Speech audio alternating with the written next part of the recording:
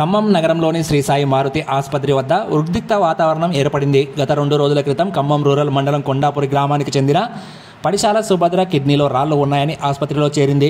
వైద్య పరీక్షలు నిర్వహించి స్టంట్ వేయాలని చెప్పి ఆపరేషన్ చేశారు వైద్యులు. అయితే వైద్యం వికటించి సుభద్ర మృతి చెందారు. ఆసుపత్రి యాజమాన్యం బంధువులకు సమాచారం ఇవ్వకుండా మృతదేహాన్ని దొడ్డిదారిన కొండాపూర్ పంపించారని, సుభద్ర మృతికి వైద్యుల నిర్లక్ష్యమే కారణమని ఆసుపత్రి ఎదుట బంధువులు ఆందోళన చేపట్టారు.